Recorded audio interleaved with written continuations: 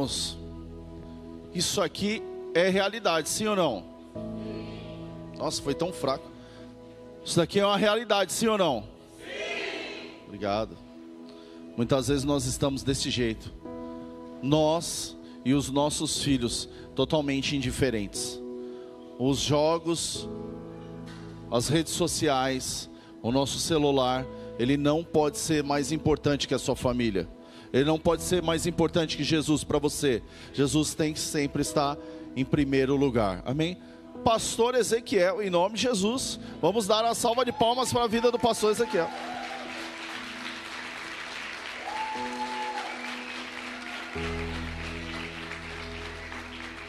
Se coloque de pé em nome de Jesus, estenda a sua mão aqui para frente. Vamos orar pela vida desse servo de Deus. Soberano Deus e eterno Pai, Senhor, graças te damos esta noite. Senhor, apresentamos a vida do teu filho, Senhor, esta noite. Usa ele, Senhor, poderosamente para falar aos nossos corações. Transforma vidas, liberta vidas, cura vidas, salva vidas aqui, Senhor, através dessa palavra, Senhor, que o teu filho vai trazer esta noite. E abençoa, Senhor, a casa dele, Senhor, a família dele, o projeto dele, a igreja que ele dirige, Senhor. Multiplica as bênçãos naquele local, ó Pai. Uma medida recalcada, sacudida e transbordante da tua presença, porque só o Senhor é Deus, porque só o Senhor é maravilhoso. Amém. Graças a Deus.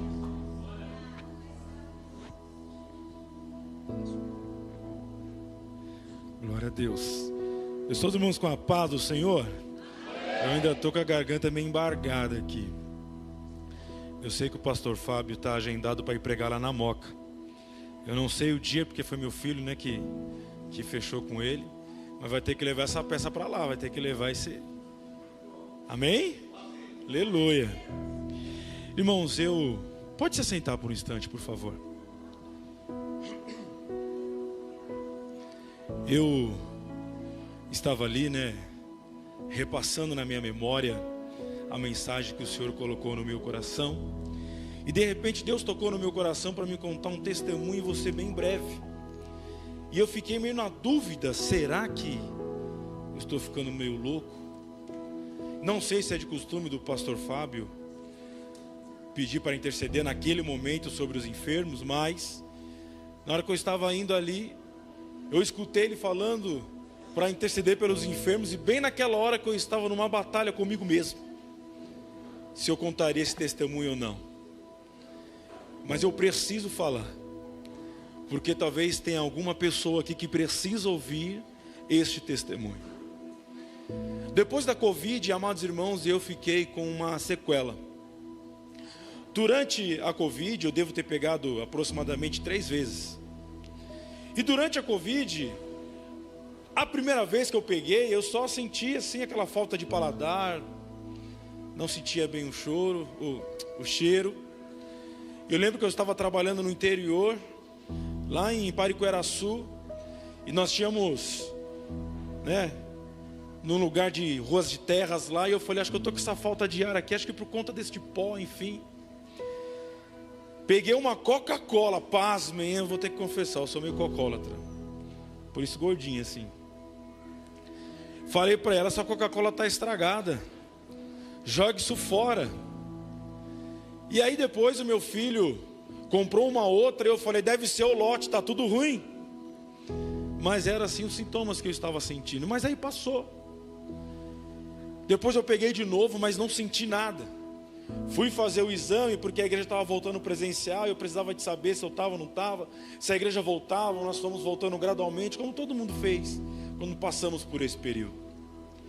E aí tinha acusado no exame lá, genético, que eu tinha pego em janeiro, e fazia já uns 3 meses.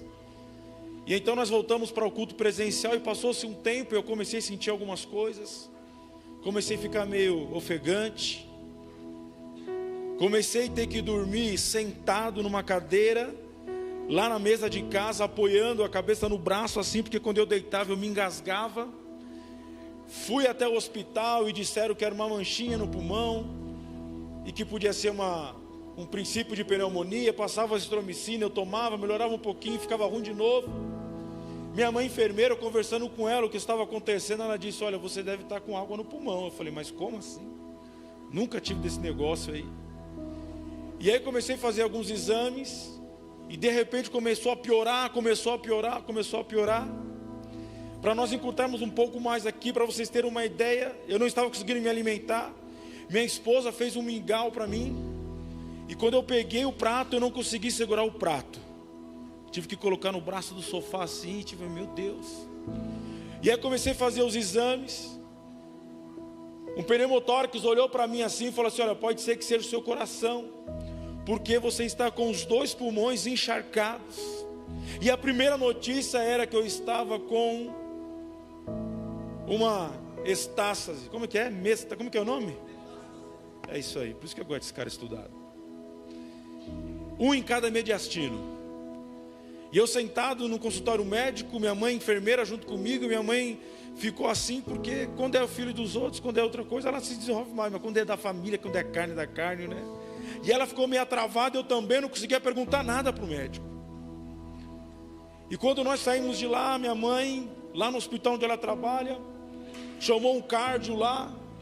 Ele olhou meus exames e falou assim: olha, pode se preparar, procura o INSS, porque você não trabalha mais.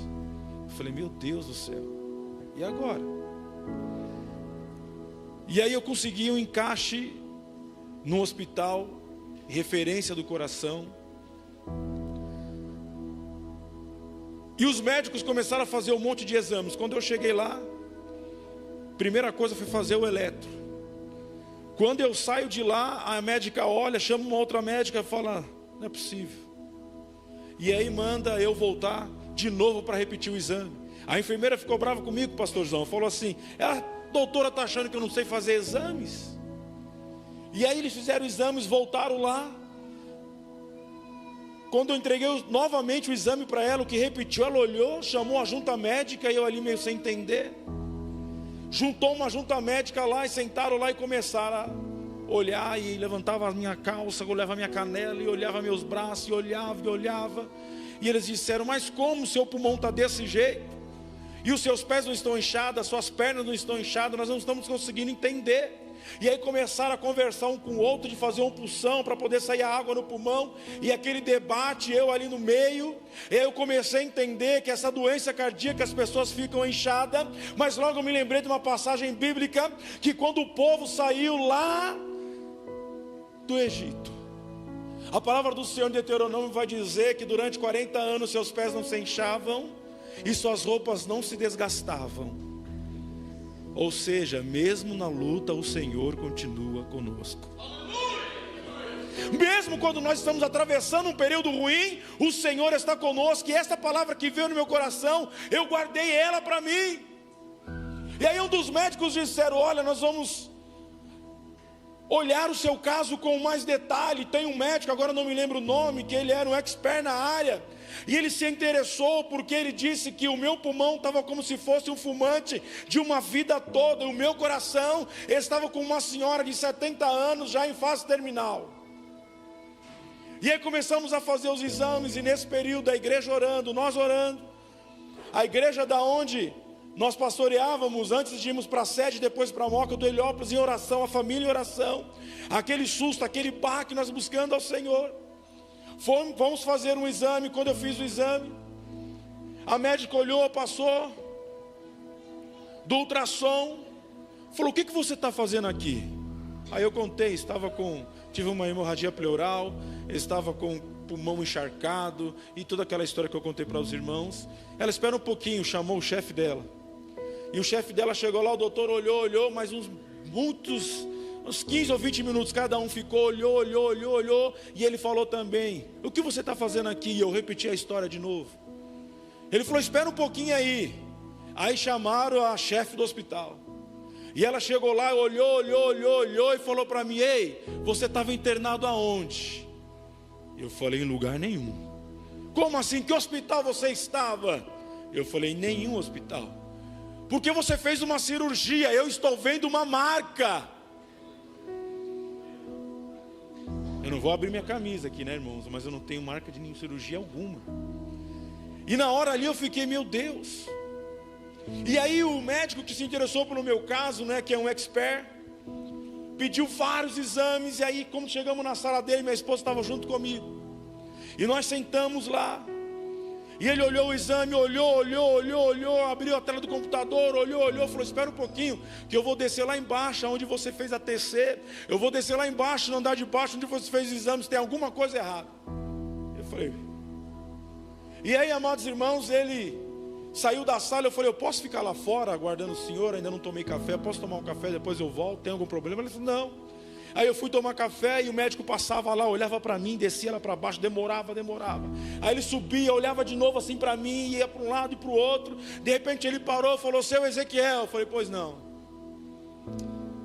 Ele disse: olha, eu não sei o que aconteceu, seus exames não estão trocados. Eu falei com o médico que fez o seu exame, eu não sei te explicar, mas você não tem mais nada.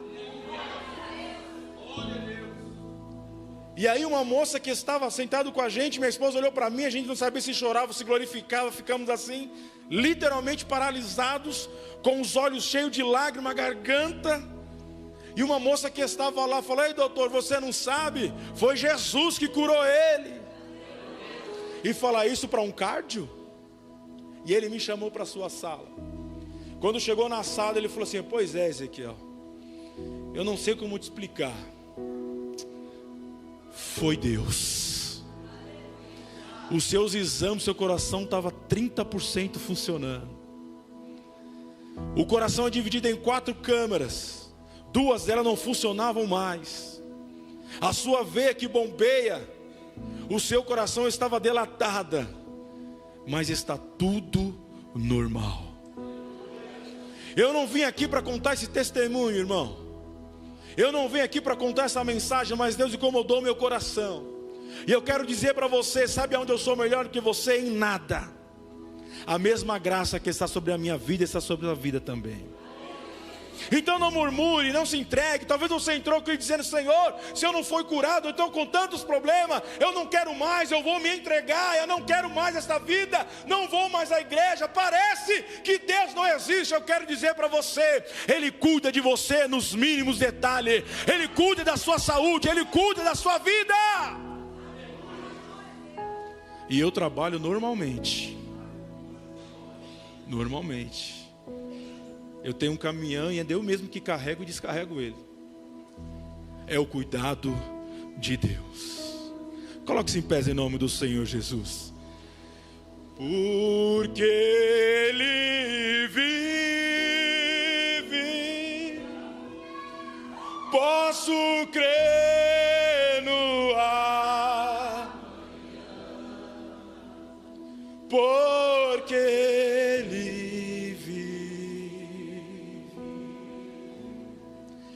temor não há,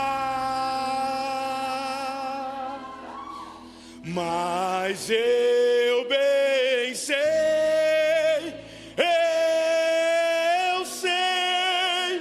que a minha vida está nas mãos do meu Jesus, que vive está. Se você crê assim, aplauda ao Senhor em nome de Jesus. Exalte a Ele aí, aleluia. Glória a Deus, aleluia. Amados irmãos, abra suas Bíblias junto comigo, ou ligue ela, né? Porque agora tem no celular, né? É físico e tudo mais. 2 Crônicas, capítulo de número 12.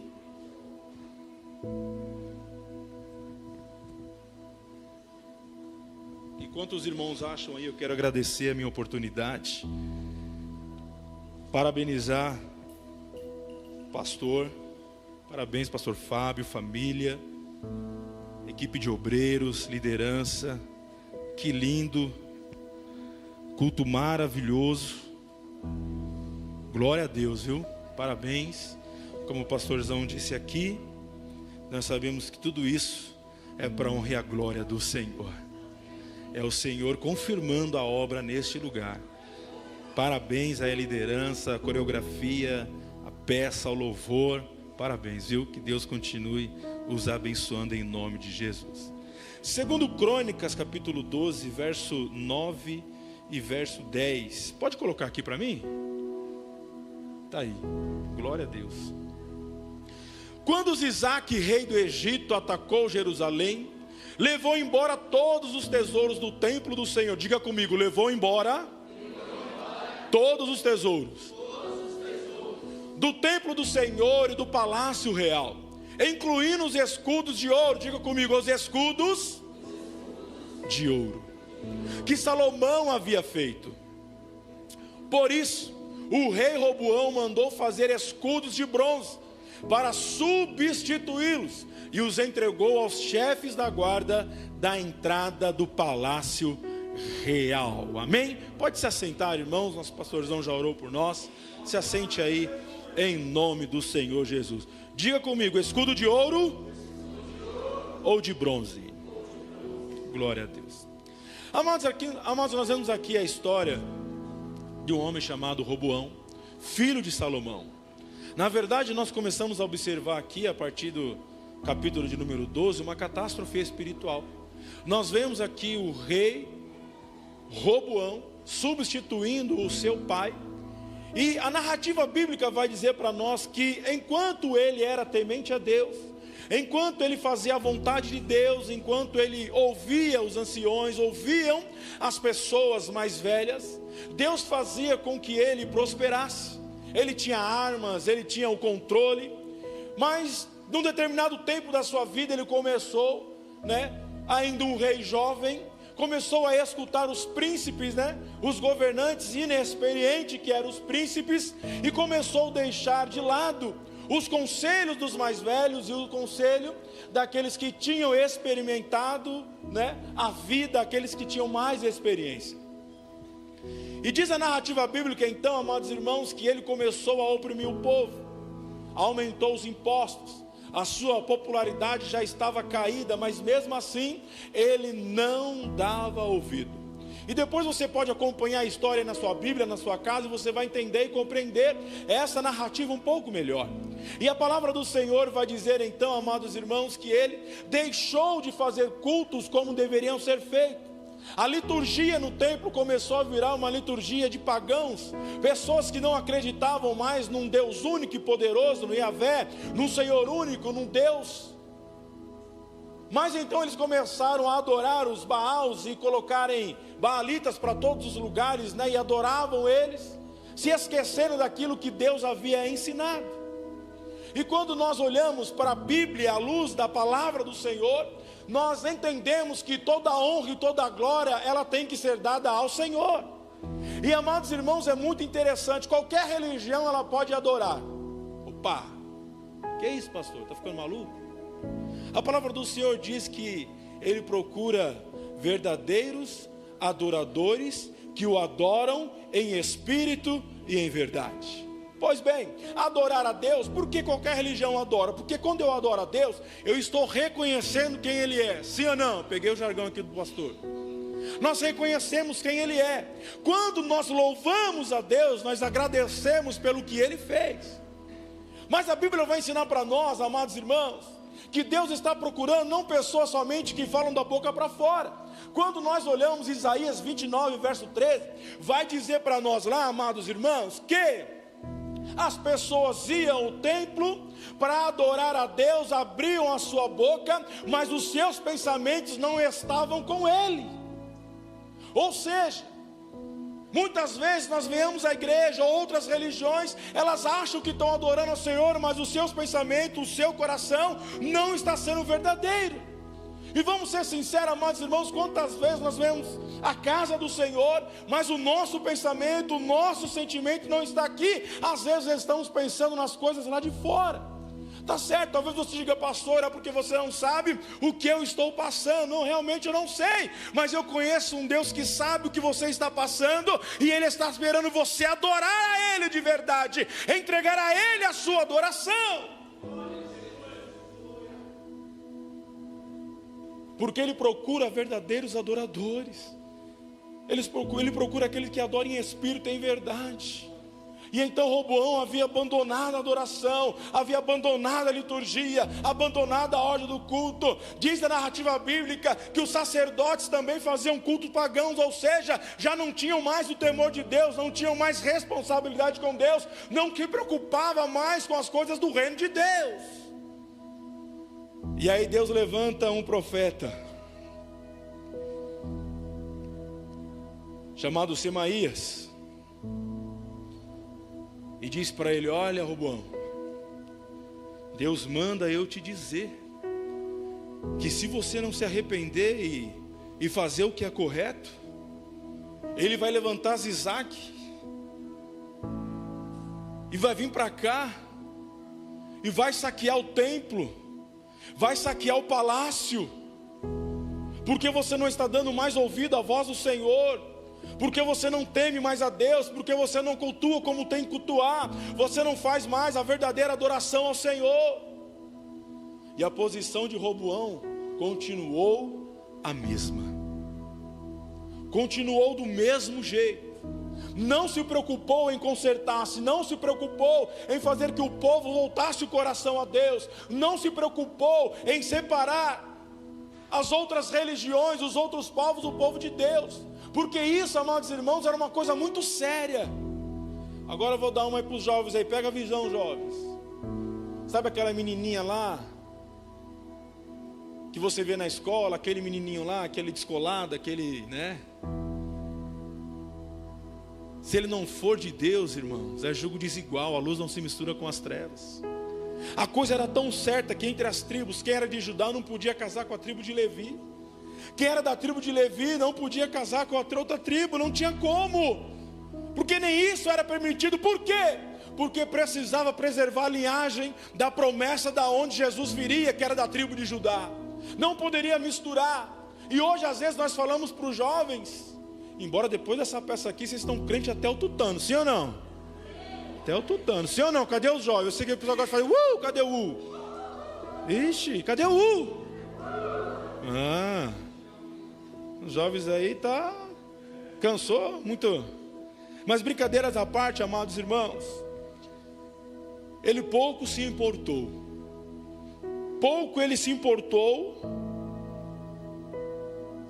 e Deus então fez cumprir a sua justiça. A palavra de Deus vai nos dizer então que o povo sobe, diz Isaac, saqueia o palácio, saqueia o templo, e tudo aquilo que Salomão e Davi havia juntado de tesouro, eles levaram.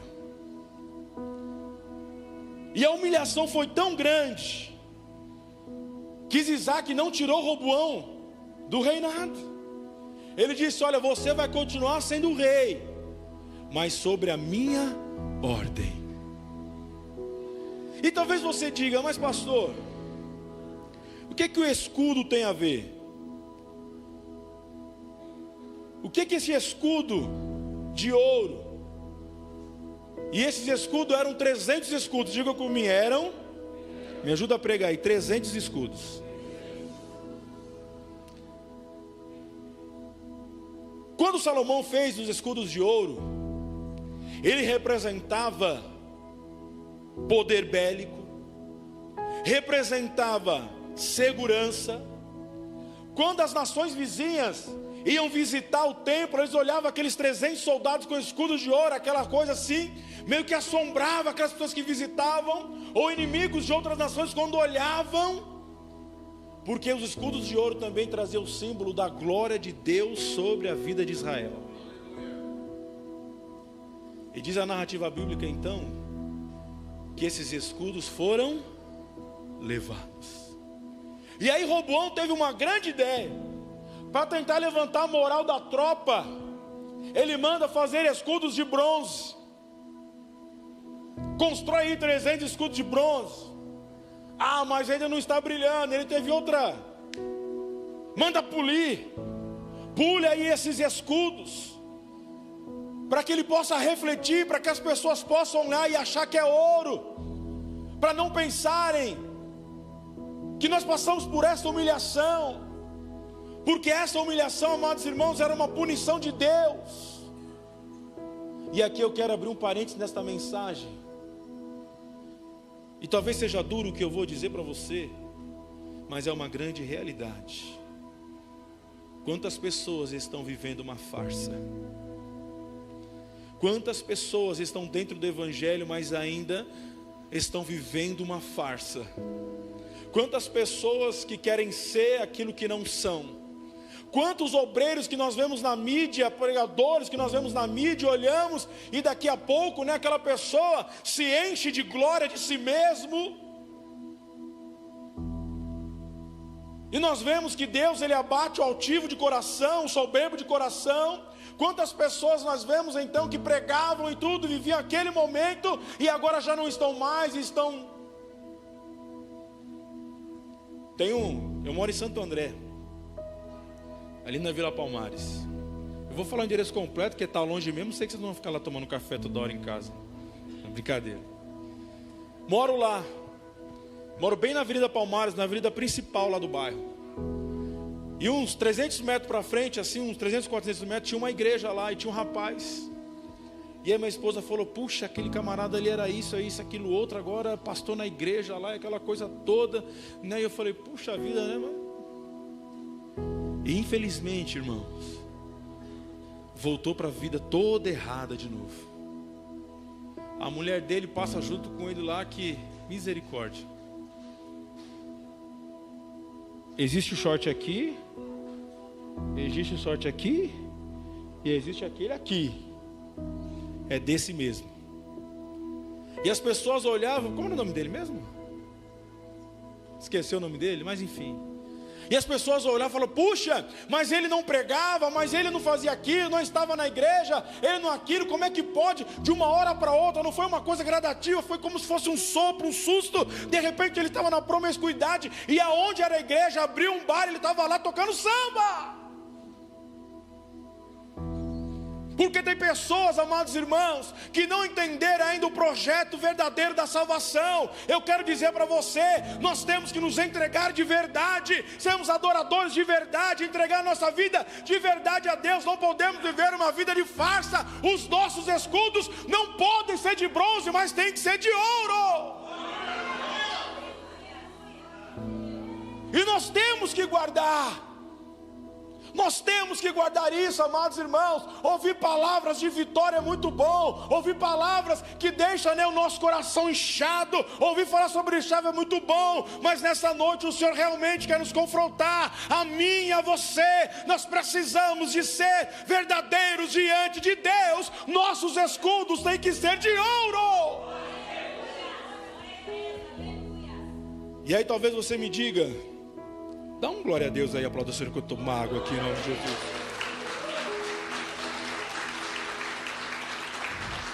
Aleluia. Glória a Deus. Louvado seja o Senhor. E talvez você diga para mim, mas pastor, o que tem a ver isso com os dias de hoje? O que eu posso trazer para mim? O que simboliza isso? O que eu tenho que guardar? Porque preste bem atenção. Roboão baixou a guarda. A sua soberba não deixou fazer com que ele a enxergasse. Que em todo o tempo nós temos que estar preparados. A palavra do Senhor vai dizer, aquele que está de pé, tome conta para que não. Então nós temos que ser vigilantes o tempo todo. E a palavra do Senhor vai dizer, Paulo alerta Timóteo e fala assim para Timóteo, ei Timóteo, tenha cuidado de ti e da doutrina. Todo o conceito daquilo que nós cremos, a preservação da nossa fé. Nós temos que entender, irmãos, quando falamos de doutrina, há um tempo atrás, vou falar para você uma coisa. Eu, graças a Deus, nasci no berço evangélico, eu já vi muita coisa. Há um tempo atrás, nós subimos num púlpito sem gravata, era banco, irmãos. Misericórdia.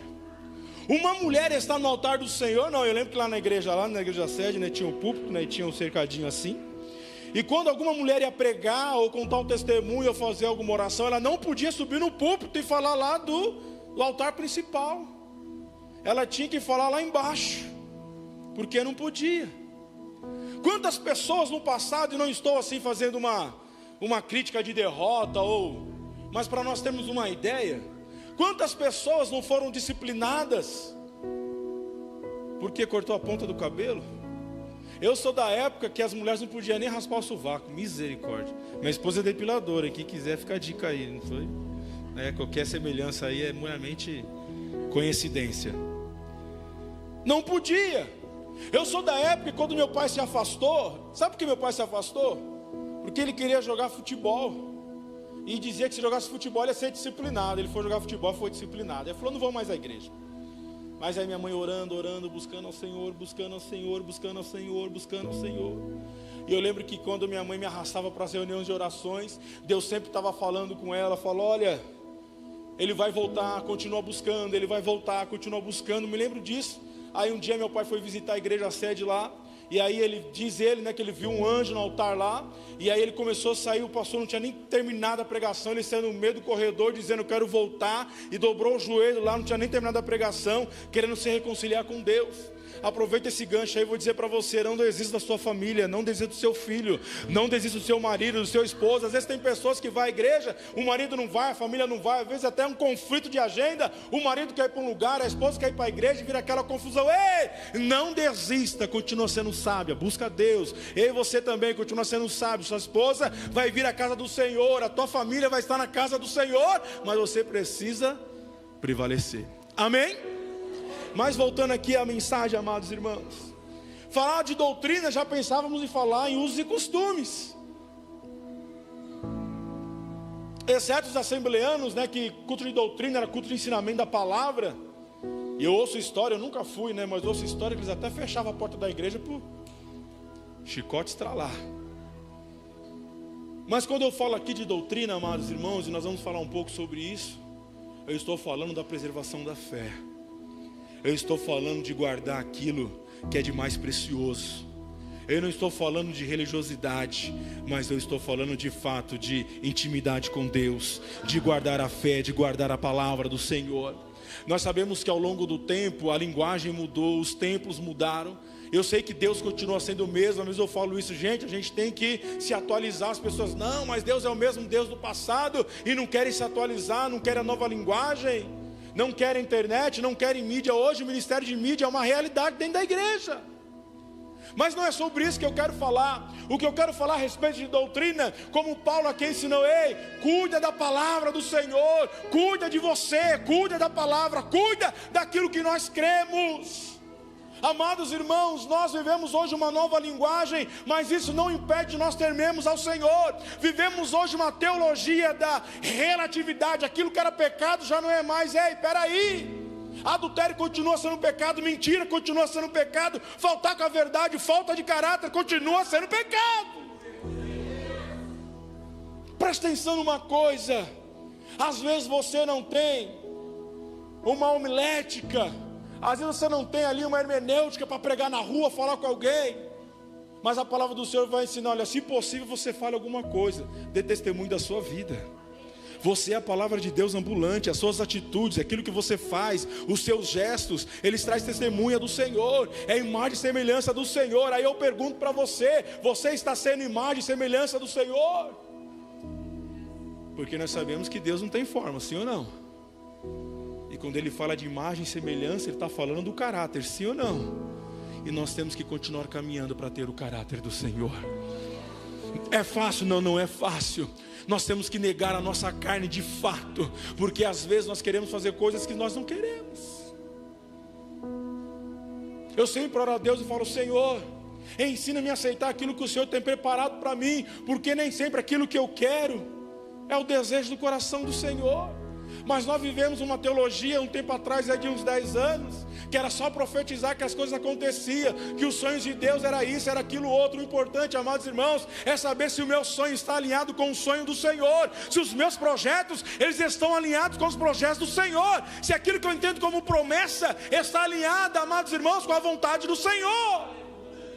Porque nós queremos ouvir o sim do Senhor sempre, mas às vezes o Senhor vai dizer para você não, ou então vai dizer para você não é agora. E talvez você diga, não, mas a causa é lícita. Assim era.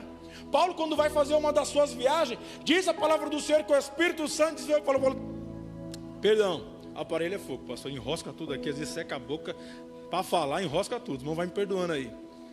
Mas Paulo, amados irmãos, era lícito, ele queria pregar, ele ia fazer uma viagem missionária, mas o Espírito Santo de Deus o perturbou, diz lá o texto, e falou, não, você não vai, não é agora. Mas não era lícito? Puxa, eu ia pregar, eu ia para uma outra viagem, mas ainda não estava alinhado com o projeto do Senhor. Mais tarde ele foi e fez a viagem na Ásia, e foi uma bênção, Deus o prosperou lá, e ele ganhou almas para o Senhor. E nós temos que começar a ter maturidade para isso, de ouvir o não de Deus, ou quando ainda não é o tempo do Senhor. E quando nós atingimos essa maturidade, amados irmãos, nós vamos fechar brechas espirituais, estaremos fechando portas, blindando a nossa fé, para não sermos levados por ventos de doutrinas. O importante é saber se o meu sonho, se o meu projeto está alinhado com Deus, porque se não tiver, o inimigo vem e rouba, e você vai começar a ficar novamente com o escudo de bronze, porque ele tenta te atacar.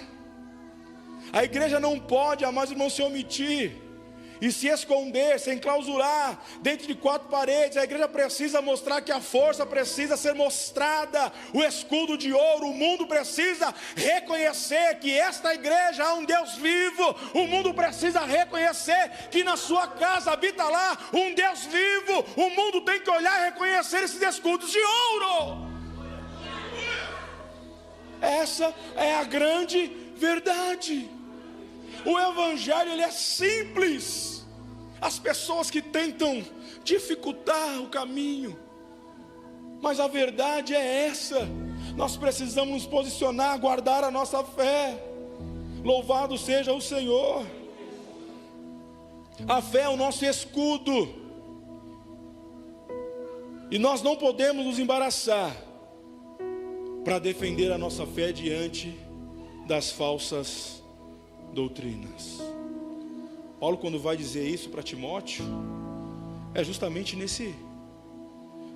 Nós temos o gnosticismo, que naquela época vinha com muita força, materializando tudo, e dizendo que para que você se esvazie, para que Deus possa visitar você, você precisa praticar sexo desenfreado. Essa era uma das linhas, porque então eu estava esvaziando de mim mesmo, para que a glória de Deus viesse sobre a minha vida.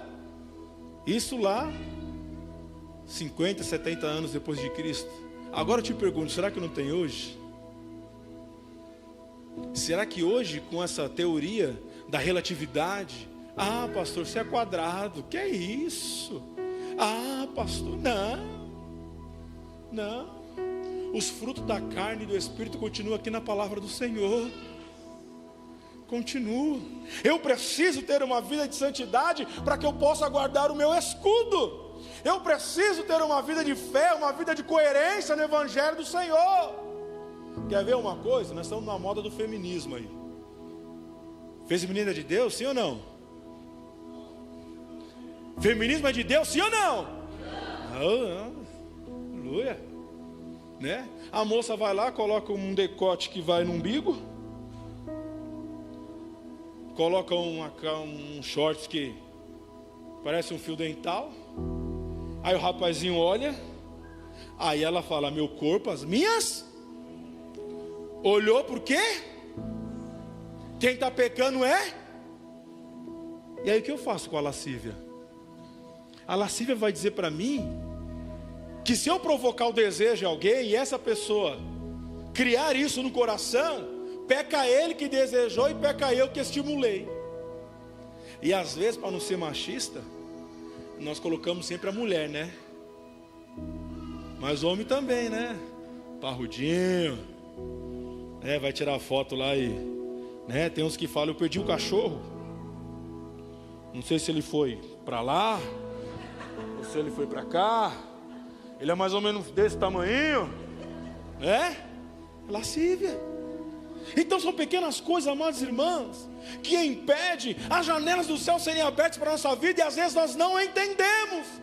Vemos a igreja, vamos, parece que nada acontece, porque nós precisamos guardar aquilo que é verdade, a doutrina da palavra do Senhor, aquilo que é ético, aquilo que é ensinamento, aquilo, amados irmãos, que tange a nossa moral. E os nossos princípios, eles não podem ser negociados. Pecado continua sendo pecado, soberba continua sendo soberba. Ei, desce um pouquinho aí e exalta ao Senhor, adora a Ele, porque o que você é, como o pastor foi dito aqui, ele disse, é tudo para a honra e a glória do Senhor. Porque não é sobre nós, mas é sobre. Então aplauda ao Senhor aí em nome de Jesus, aleluia.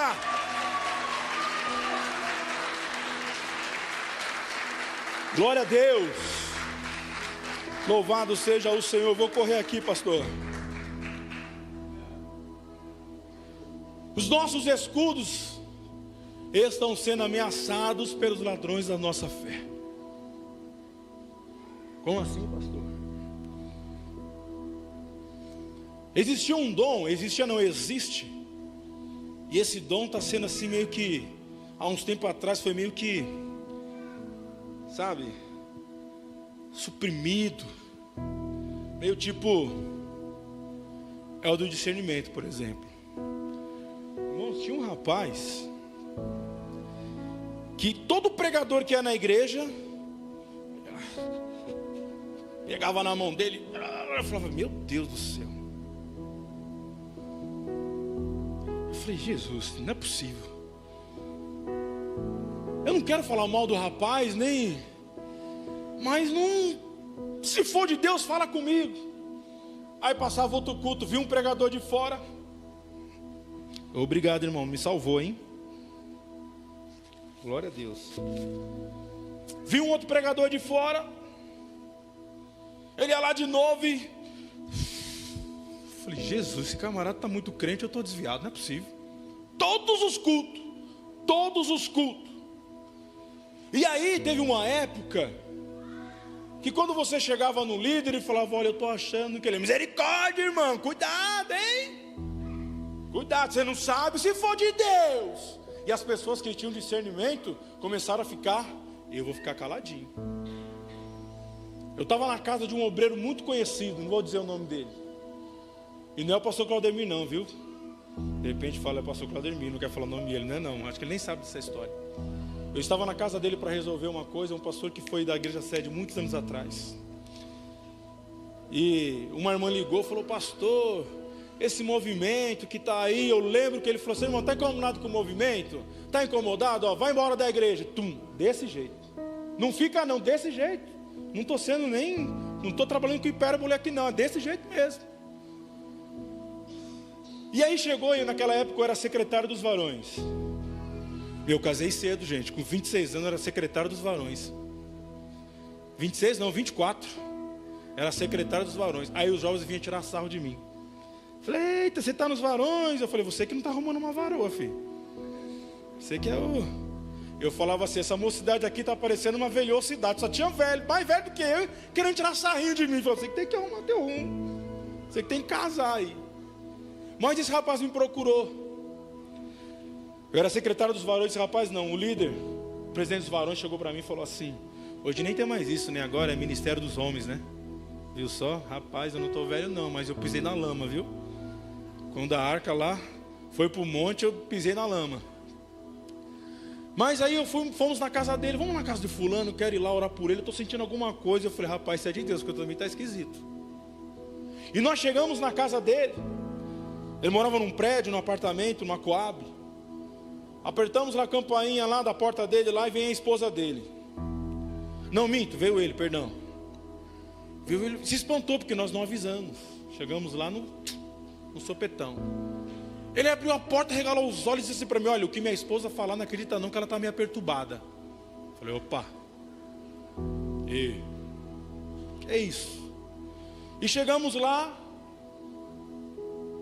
Nós viemos aqui conversar com você e tal. Vamos fazer uma oração antes? E a esposa dele começou. tira as coisas de casa, vende as coisas de casa. Eu já fiquei, opa. E aquilo, outro, não para em trabalho, e não sei o que, a esposa descarregou. Aí nós vamos orar, né, para nós começarmos então. Quando nós começamos a orar, ele caiu endemoniado assim na nossa frente, assim, ó. E estava todos os cultos entregando uma profecia.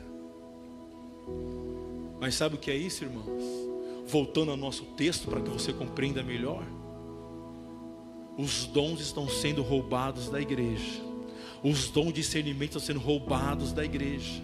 Os dons de profetizar estão sendo roubados na igreja. Eu estava numa reunião de lar esses dias, batendo um papo lá no pequeno grupo, e uma mulher falou assim: olha, antigamente eu fui lá na igreja do Davi Miranda, e eu vi aquelas cadeiras de roda, eu vi muleta, eu vi aquilo outro. Uma vez eu fui, muitos anos atrás, eu vi isso também. E aí uma pessoa falou assim: ah, mas isso não acontece hoje não. Hoje um aleijado não anda mais.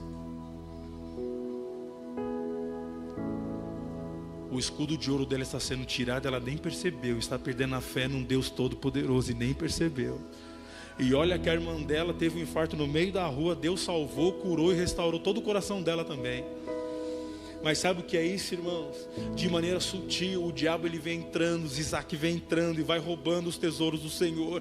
E o tesouro é o amor a Deus, é a compreensão da palavra, é a graça de Deus, é o amor de Deus sem religiosidade, é amar a Deus pelo que Ele é de fato, é entender o projeto salvífico que o inimigo vai roubando dentro das igrejas e vai roubando os dons, e você já não vê mais aqueles dons de língua, você não vê pessoas falando em línguas, o outro interpretando, você não vê mais pessoas sendo curadas, sendo restauradas, porque o inimigo ele vem minando, ele vem minando, ele vem minando. A peça que foi ministrada hoje aqui reflete muito disso também.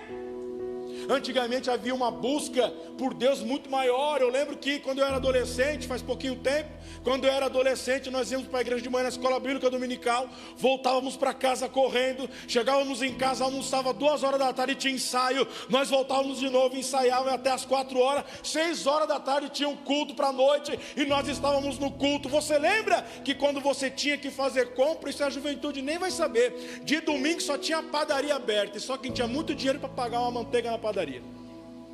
Não é verdade? Era assim que funcionava, né? O pessoal aí dos 40 para baixo ou para cima sabe o que eu estou falando. Estou com 43 e eu vivi isso, né? Mas hoje você vai no mercado qualquer horário. Hoje, refletindo aqui na peça, ao invés de nós buscarmos ao Senhor, nós estamos digitando.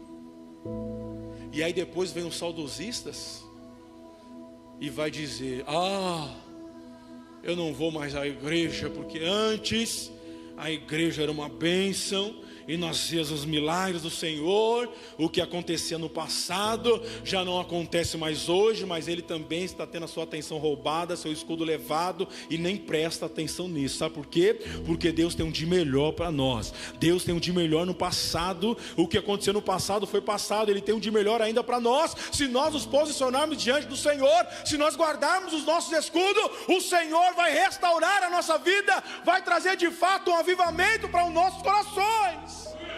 E eu não falo só avivamento, mas não de movimento de emocionei, não. Eu falo de mudança de vida, de caráter, de atitude, entender a posição de Deus na minha vida. Entender isso.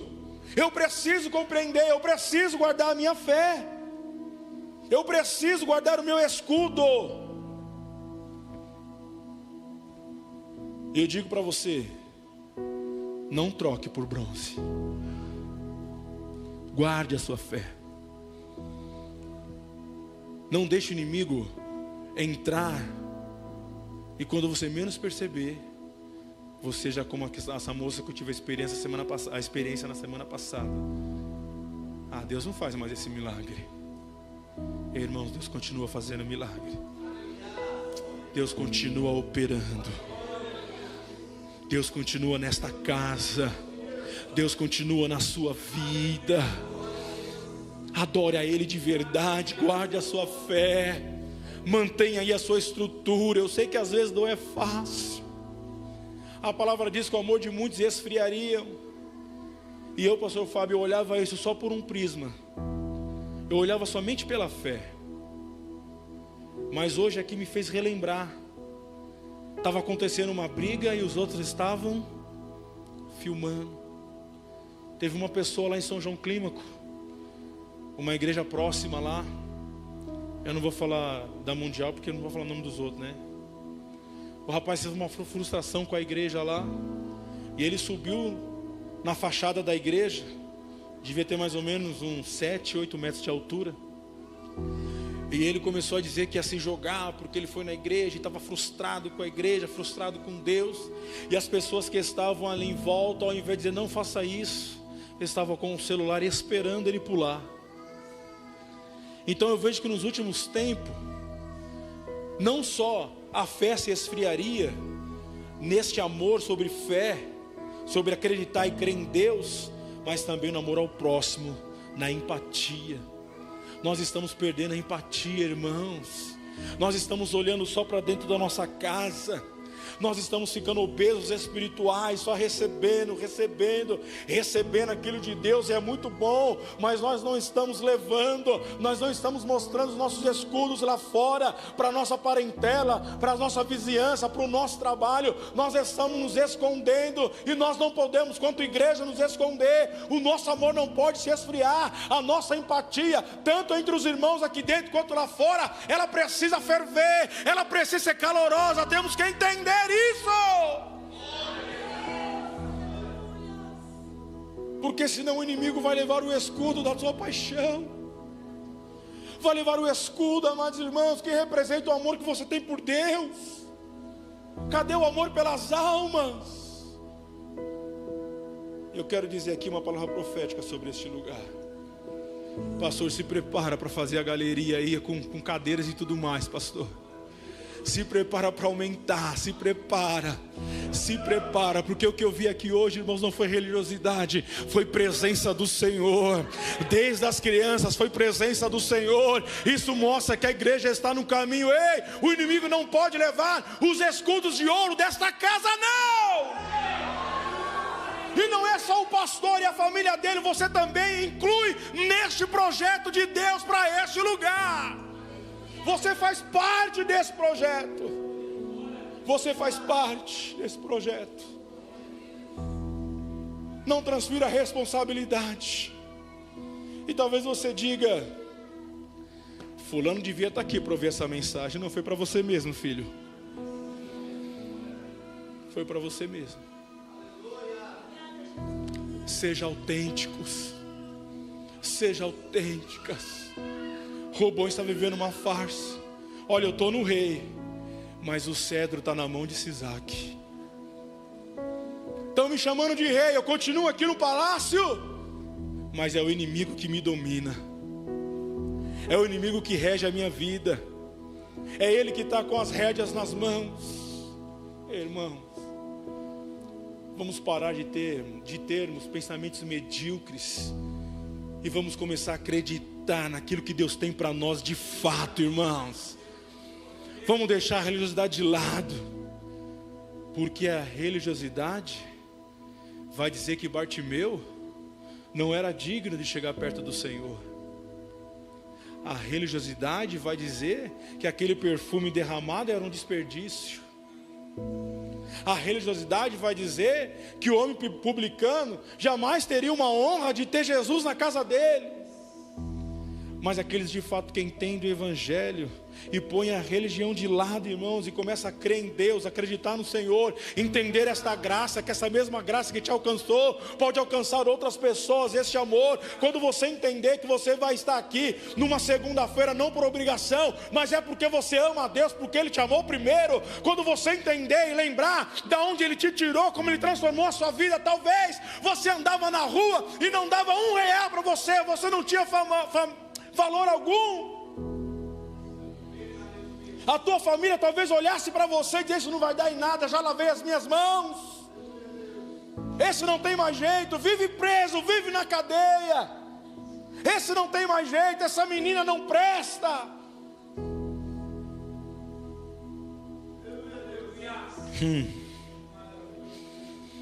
Quando você sair dessa religiosidade, irmãos, e fazer as coisas por amor a Deus, acreditar que Ele pode transformar, não lave as suas mãos, não. Não se esconda da sua responsabilidade, não se esconda na palavra, não se esconda da palavra de Deus, da autoridade que ela te dá. Esta palavra é viva, ela é eficaz. Ele diz que Ele faz milagre, Ele cura, Ele restaura, Ele liberta, e você precisa crer.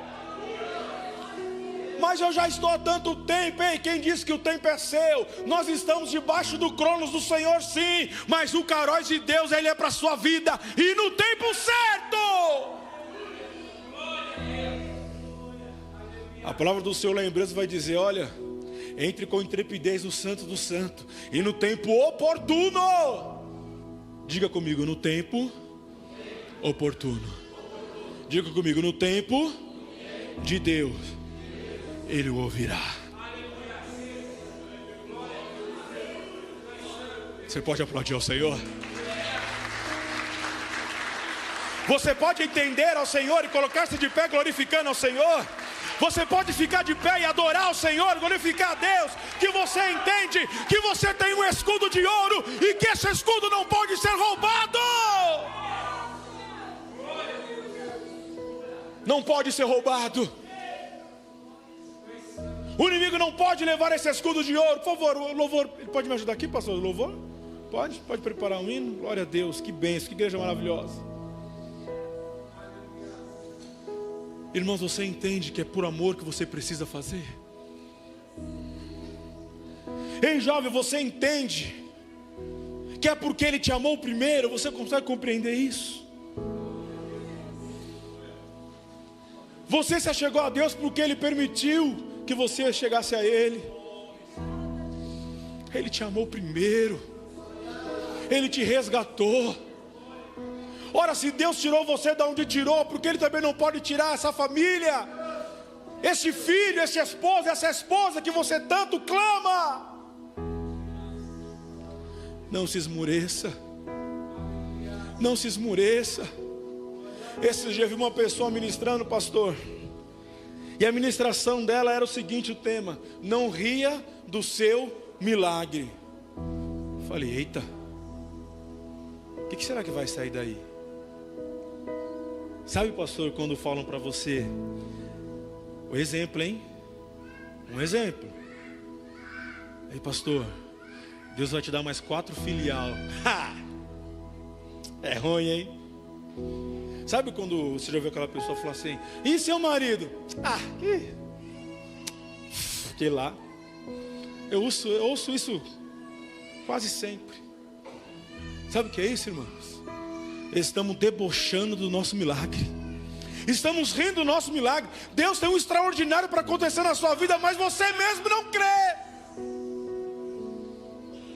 Deus tem uma porta enorme para você, mas você mesmo desdenha do milagre do Senhor. Porventura pode haver algo que Ele não possa fazer? O que é mais fácil? Deus fazer esse milagre ou abrir o mar vermelho? Isso você já deve ouvido um monte de vezes. Ei, Deus, Ele é maior. Deus, Ele é maior. Deus, Ele pode todas as coisas. Você pode confiar no Senhor. Existe um homem chamado Jetro. A hora que estiver pronto, ele pode sinalizar para mim, por favor. Sogro de Moisés. Diz a Bíblia que eles se encontram, se cumprimentam com um ósculo santo, né? Dão um beijo no outro. Moisés convida ele para entrar na tenda. E aí começa um diálogo entre os dois. Ei, Moisés, conta direito para mim essa história aí do mar vermelho sendo aberto. Poxa vida, conta essa história aí, que quando o povo teve sede, as águas eram amargas e o Senhor transformou em doce. É isso mesmo? E Jetro era sacerdote. E ele começa então a perguntar, e Moisés começa a contar os milagres. Aí ele chega e fala assim: ei, pega a visão. Verdadeiramente esse Deus é maior. Verdadeiramente esse Deus é maior. Sabe que Deus era esse? É o Deus que você serve, é o Deus que eu sirvo, é o Deus que essa igreja serve.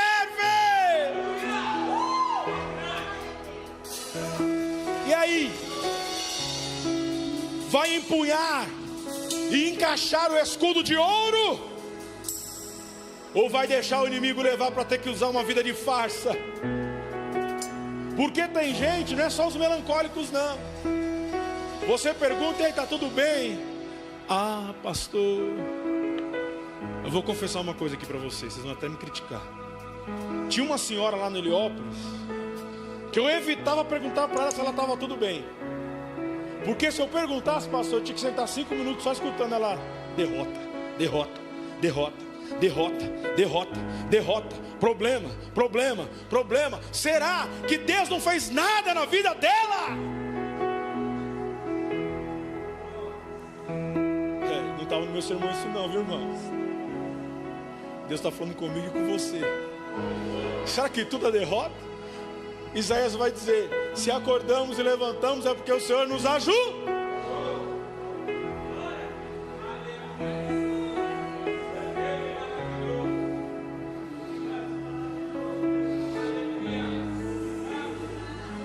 Ele nos ama, irmãos.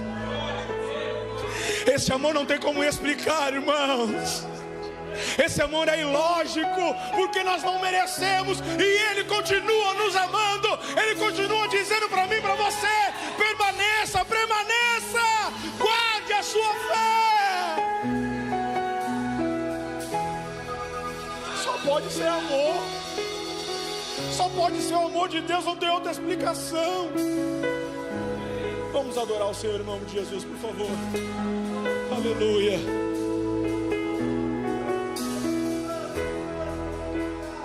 Aleluia.